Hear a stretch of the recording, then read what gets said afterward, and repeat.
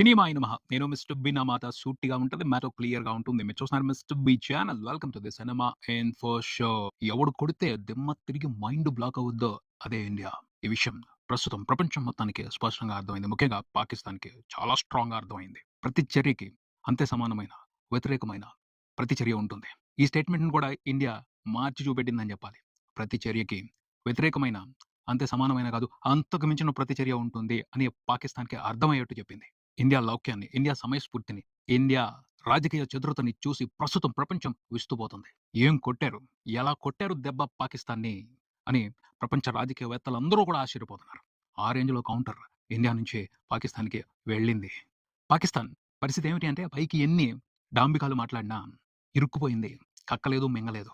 అరవలేదు, కుదురుగా ఉండలేదు. గెలగెలా కొట్టేసుకుంటుంది. అలా ప్లాన్ చేసి కార్నర్‌లో పెట్టి కొట్టింది ఇండియా పాకిస్తాన్‌ని. మన ఇండియన్ ప్రభుత్వం నిర్వహించిన ఆపరేషన్ సింధూర్‌ని చూసి భారతీయ పౌరులందరూ గర్వపడాలి. అంత సమయస్ఫూర్తితో సాలిడ్ దెబ్బ కొట్టింది పాకిస్తాన్‌ని భారత ప్రభుత్వం. మనం సేఫ్ సైడ్ ఉన్నాం. మన మీద ఎటువంటి ప్రమాదం జరగదు. జరిగే అవకాశమే లేదు.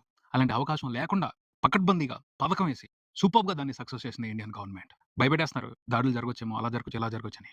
మనకేం భయం లేదు. భయపడాల్సింది పాకిస్తానే. మనం ఏం చేయాలో అది పద్ధతి ప్రకారం చేసి చూపెట్టేసాం. పాకిస్తాన్ ఇప్పుడు ఏదైనా చేసింది అంటే పాకిస్తాన్‌కి ప్రపంచవ్యాప్తంగా వాచిపోద్ది.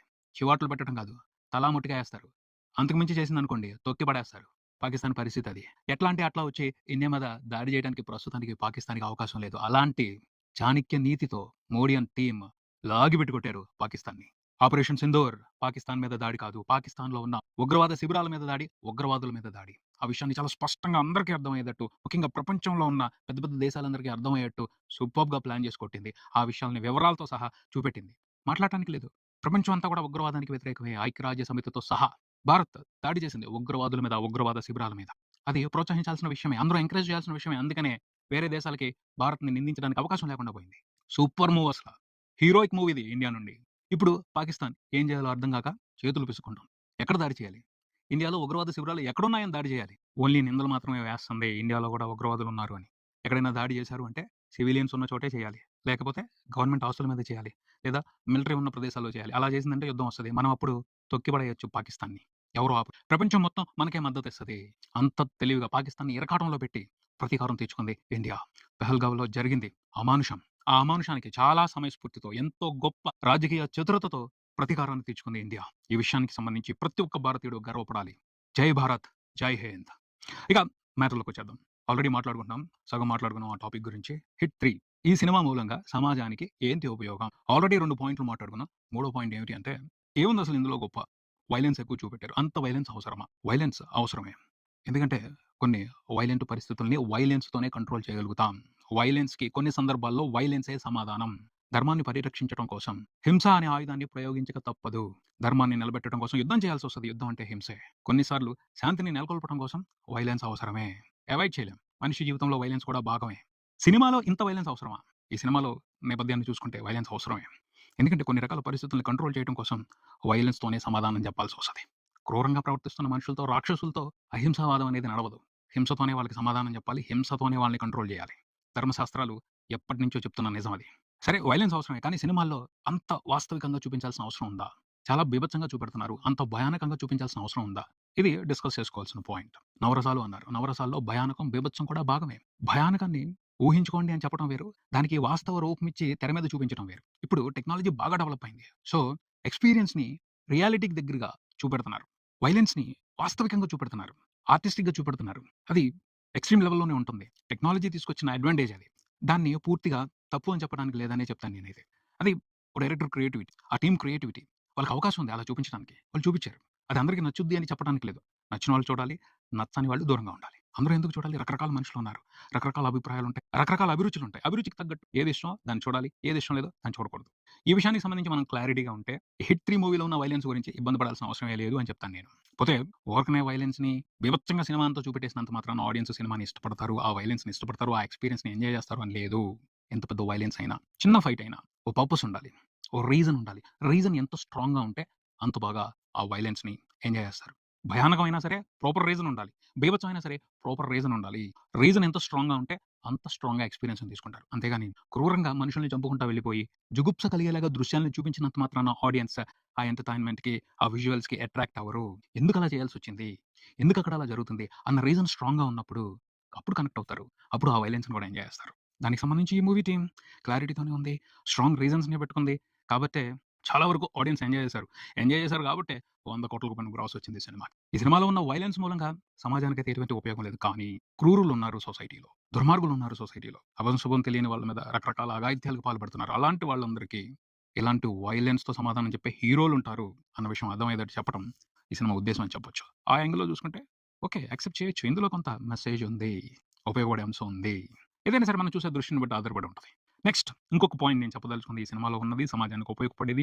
సమాజానికి ఉపయోగపడుద్ది అని చెప్పను గానీ, సమాజాన్ని ఆలోచింపజేసే విషయం ఈ సినిమాలో ఉంది. ఈ సినిమా కథలో ఉంది అని చెప్తాను. ఏదైతే క్రైమ్ పాయింట్ ఉందో అది ఒక విషయాన్ని గట్టిగా నొక్కి చెప్తుంది. అదేమిటి అంటే సామాజిక అసమానత. సామాజిక అసమానత మనుషుల మధ్యన తేడా. ఒకళ్ళెక్కువ, ఒకళ్ళు తక్కువ. ఒకళ్ళు బలవంతులు, ఒకళ్ళు బలహీనులు. బలవంతుడు ఎప్పుడు బలహీనుల్ని దోచుకు తింటాడు.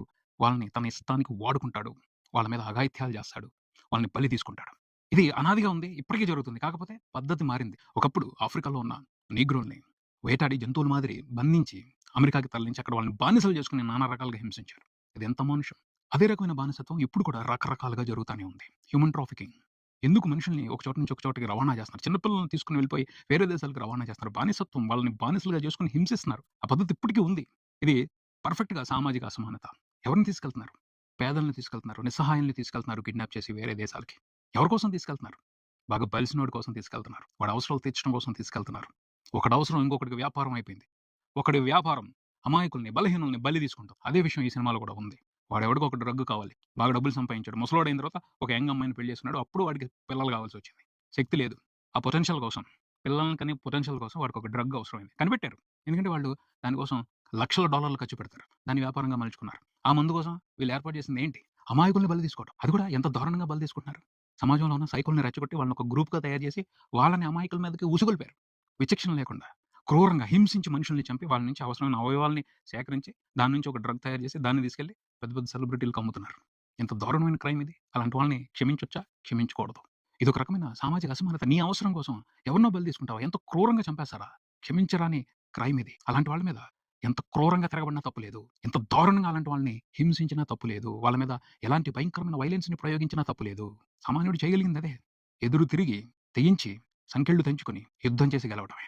అలా సామాన్యుల పక్షాన ఈ సినిమాలో 'అర్జున్ సర్కార్' అనే క్యారెక్టర్ నిలబడింది. పోలీస్ అంటే సమాజాన్ని రక్షించడం, సమాజంలో ఉన్న అందరిని రక్షించడం, సామాన్యుల్ని, బలహీనులను కూడా రక్షించడం. అదే చేశాడు తను. ఆ పాయింట్ ఆఫ్ వ్యూలో చూస్తే హీరో న్యాయం చేశాడు ఈ సినిమాలో. న్యాయం చేసేవాళ్ళు ఉంటారు అన్న ఒక ధైర్యాన్ని, నమ్మకాన్ని ఈ సినిమాలు ఇస్తాయి. హోప్ కోల్పోకుండా చేస్తాయి. ఎక్కడి నుంచో ఓ మంచి మనిషి వస్తాడు, కాపాడతాడు అన్యాయం నుంచి జనాల్ని అన్న విషయాన్ని సినిమాలు రిజిస్టర్ చేస్తా ఉంటాయి. నమ్మకాన్ని సొసైటీకి ఇస్తా ఉంటాయి. అది నా వరకు అయితే సమాజానికి ఉపయోగపడే అంశాలు ఈ సినిమాలో అని చెప్తాను. అన్ని సినిమాల్లో ఉండవు కానీ చూద్దాం. ఇక నుంచి ప్రతి సినిమాలోనూ సమాజానికి ఉపయోగపడే అంశం ఏముంది? లేకపోతే సమాజానికి డ్యామేజ్ చేసే అంశం ఏముంది? డిస్కస్ చేస్తా ఉంటాను. చూసుకుంటే 'హిట్ 3' మూవీ వారం రోజుల్లో బాక్స్ ఆఫీస్ రన్ కంప్లీట్ చేసుకుంది.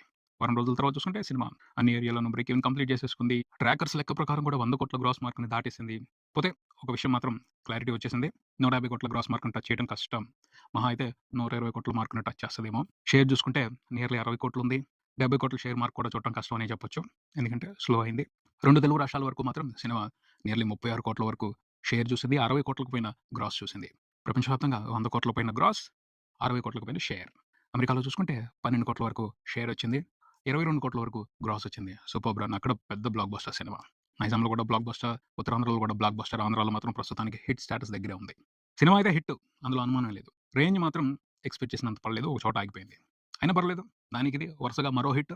హిట్ పరంపర కొనసాగుతుంది. Congratulations Nani. Congratulations to hit 3 movie. ఇది ఇక్కడికి మరో వీడియోతో మళ్ళీ కలుద్దాం. ఈ వీడియో మీకు నచ్చితే లైక్ చేయండి. మీ ఫ్రెండ్స్‌తో షేర్ చేసుకోండి. మీ అభిప్రాయాన్ని కామెంట్ చేయండి. ఈ ఛానెల్‌ని సబ్స్క్రైబ్ చేయండి. నేను mister B. Keep watching mister B channel. Thank you.